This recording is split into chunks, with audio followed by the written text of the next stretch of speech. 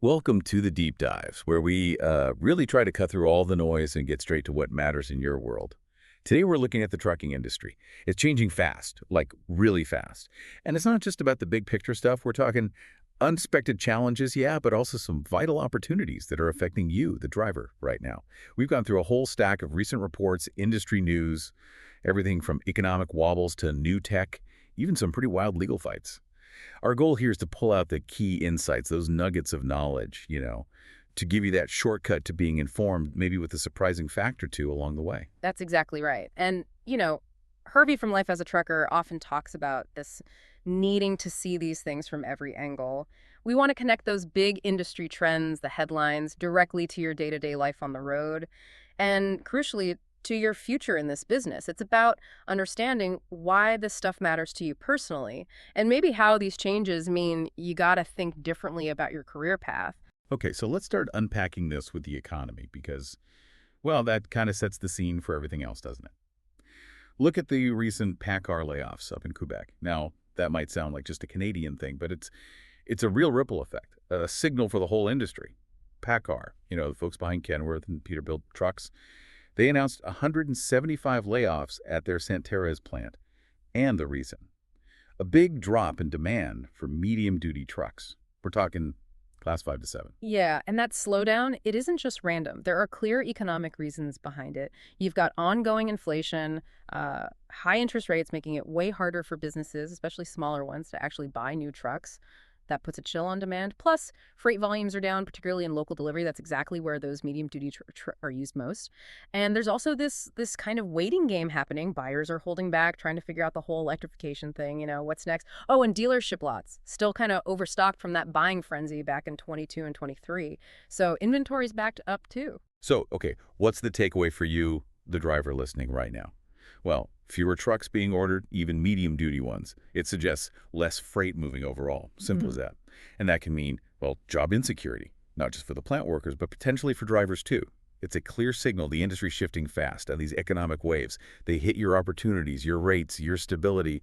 It's a heads up, really. Exactly. And connecting that to the bigger economic picture, these pressures go way beyond just the factories. Think about the whole debate around foreign carriers. It's pretty heated right now.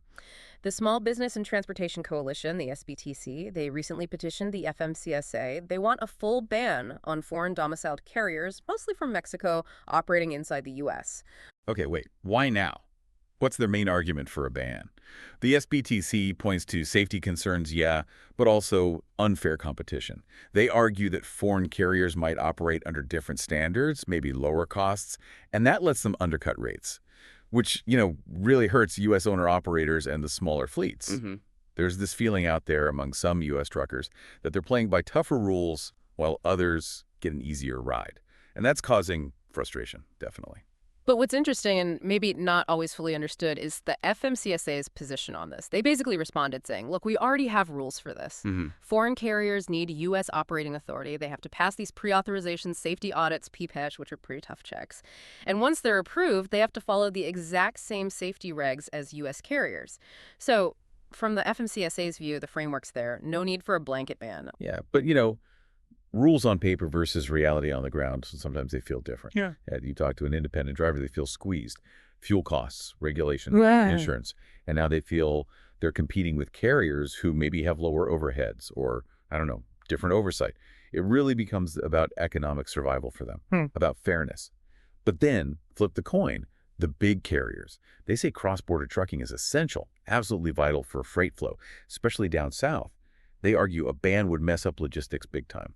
Impact rate. Precisely. This isn't just some policy argument in D.C. This could directly hit freight availability and rates for everyone listening. The outcome could potentially stabilize rates for U.S. drivers, like the SBTC wants, or it could cause major supply chain headaches, like the big carriers warn. It directly impacts your opportunities, your income. It's complicated. A real symptom of our global economy, I suppose. Okay, so shifting from those economic currents, let's talk tech. Because that's accelerated like crazy. Daimler Truck, North America, DTNA, they're making some really bold plays here, looking way out like to 2030. They've got this kind of dual focus. One, they want to absolutely dominate the vocational truck market with Western Star. And two, They're aiming for a big piece of that, what, $3 billion U.S. autonomous truck market? That's huge. Yeah, the Western Star strategy is pretty interesting. Western Star has always been that rugged, tough-as-nails truck for construction, logging, oil fields.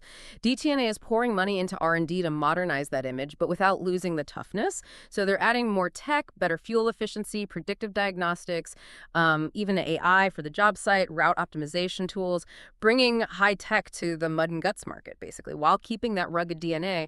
They're aiming for, 35% of the U.S. vocational market by 2030. Ambitious. It really shows how even the most, let's say, traditional parts of trucking are changing. And then there's the really futuristic stuff. Autonomy. The robot rigs, as they call them. But it's important to be clear here. Fully autonomous trucks, the kind that can handle like a complex city route or a muddy job site in the rain all by themselves, that's still a ways off. A long way. What's coming sooner, much sooner, are the autonomy assist features. Think highway-only self-driving segments, automated emergency braking, really smart lane assist, AI that tracks your load status in real time. This isn't sci-fi anymore. It's coming.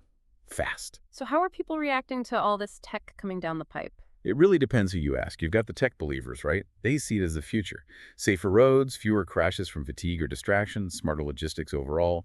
They think it lets drivers focus on the really complex parts of the job. The tricky backing, customer relations, the final mile stuff, not just holding the wheel on the interstate. But then you absolutely have the skeptics, and honestly, for good reasons sometimes. They're the ones saying, yeah, right, a computer can't do what I do. I remember talking to this old-timer, he just laughed. He said, let's see one of them robots back into Miller's dairy farm when it's raining sideways. They doubt a machine can handle the truly unpredictable stuff.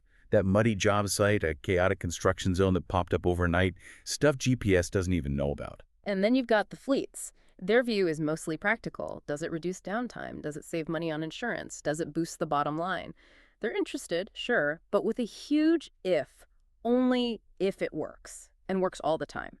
Reliability is everything. So the big message here for you, the driver, is pretty clear.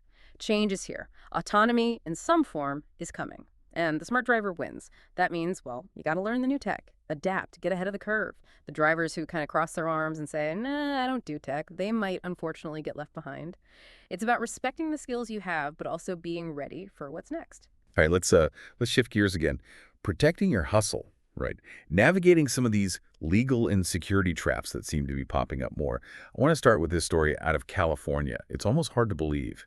This woman, she runs a food truck. She just got awarded $7.1 million because a towing company held her truck hostage, their words, for 699 days, nearly 2 years, without proper legal steps. Wow, 699 days. That's insane. But it really shines a light on a huge risk for owner-operators, doesn't it? And that massive award, it wasn't just for the truck's value. It covered nearly 2 years of lost income, yeah, but also emotional distress and huge punitive damages. It's basically a massive warning shot fired at predatory towing practices everywhere. And yeah, it was a food truck, but the principle applies to any owner-operator, hotshot driver, box truck fleet. Your whole livelihood can get tied up. It's a scary thought, isn't it? A tow company literally having the power to just wreck your income overnight. You pull into a lot for your break, maybe misread a sign, or there's some obscure local rule. Bam, your rig's gone.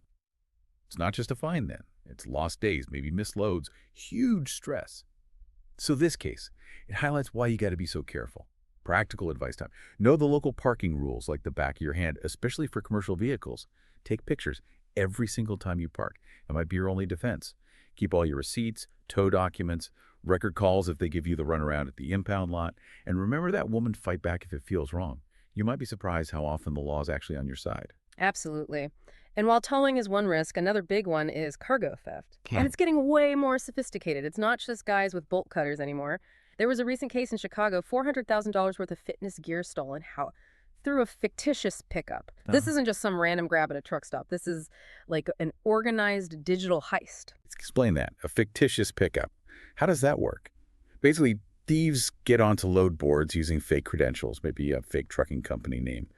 They forge documents, they sound legit on the phone with dispatch, and then they just show up and pick up the load like they're supposed to be there. By the time the real carrier arrives, the load's vanished, probably already unloaded somewhere else. It's essentially white-collar crime hitting the docks, and yeah, it's happening more and more. all over the country. It shows cargo crime has gone digital, really. Identity theft, forged papers, rapid disappearance. So protecting yourself. Always, always verify MC numbers through the official FMCSA profile. Use secure load boards, ones that really vet their carriers. Train your warehouse people to be super careful checking IDs, confirming pickup details. Track everything you can, GPS on trailers, smart locks, especially for high-value stuff. Keep that insurance up to date. And honestly, trust your gut. If a pickup feels weird, if the driver seems off, double-check everything before you let that load go. Vigilance is key. Okay, one last story on this theme of, well, personal responsibility and consequences. This unbelievable case from Pennsylvania. A driver evaded police for 111 straight days. 111, after just a routine traffic stop.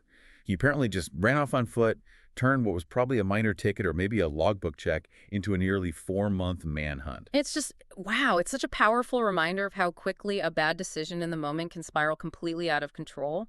That split-second choice to run, it turns a small problem into potentially life-ruining charges. For a trucker, this isn't just about maybe doing some jail time. This can completely wipe out your CDL, your income, your whole career, your freedom on the road. Gone. Turning a traffic stop into a chase almost guarantees things get way, way worse. Minor stuff becomes felonies that kill your livelihood. Exactly. Think about it. 111 days hiding, probably way worse than just dealing with whatever the initial issue was. So the practical advice here sounds basic, but it's crucial. Check your license status regularly. Don't get caught by surprise. Deal with tickets immediately. Set up a payment plan. Go to court, whatever it takes. Don't let them pile up. Keep your insurance current, always. Lapsed insurance is asking for trouble. And yeah, just don't run. Seriously, face the issue. Talk to a lawyer if you need to. Figure out a plan. Don't panic and make it a million times worse. Your license, your job, depends on it. So, yeah, we've covered a lot of ground here. Economic shifts, tech disruptions on the horizon, these legal and security risks. And look, these challenges are real. They're significant. But the good news, the really important part, is that there are solutions. There are opportunities for you to not just get by, but actually thrive in this changing industry. Yeah, that's the core message we're hearing from people like Irvi at Life as a trucker. He put it really well. He said something like, for all the pain truckers might be going through, we have a solution. Train truckers on how to use AI to create extra income streams. And he called it a shield, right? A shield against the ups and downs of freight rates, the economy.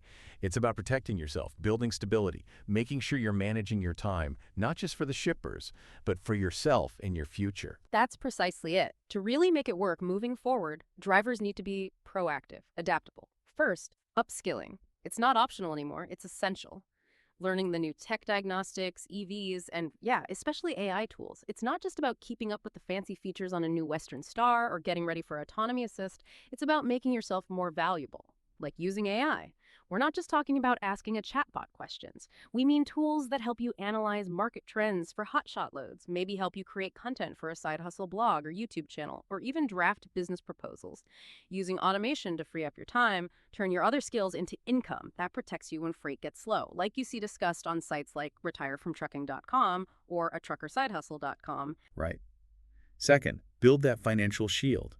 Actively create those online, maybe recurring income streams using these tools.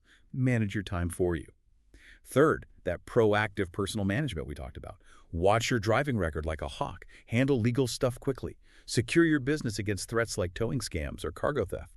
Know your rights. Fight back when you need to, like that food truck owner did. That's huge. And finally, think long-term. Start planning for retirement, for maybe an exit strategy now, so you can leave trucking on your terms when you want to, not because you're burned out or the industry shifted under your feet. Look, the way forward, it's about taking control of your own journey. You have the power to shape your future by learning, adapting, building that resilience. So this deep dive really shows the industry's in constant motion, doesn't it? Economic winds, tech waves, new risks, but the constant. Knowledge, planning ahead, that's your best asset, your strongest shield against whatever comes next. So the final thought to leave you with is this. In an industry facing all this change, automation, economic shifts, new threats, how are you going to redefine what it means to be a smart driver? How will you secure your freedom, your financial future, no matter what's around that next bend? Definitely something to think about on your next haul. Thanks for joining us for this deep dive. We hope it gave you some valuable insights to stay ahead. Keep on trucking. Stay safe out there.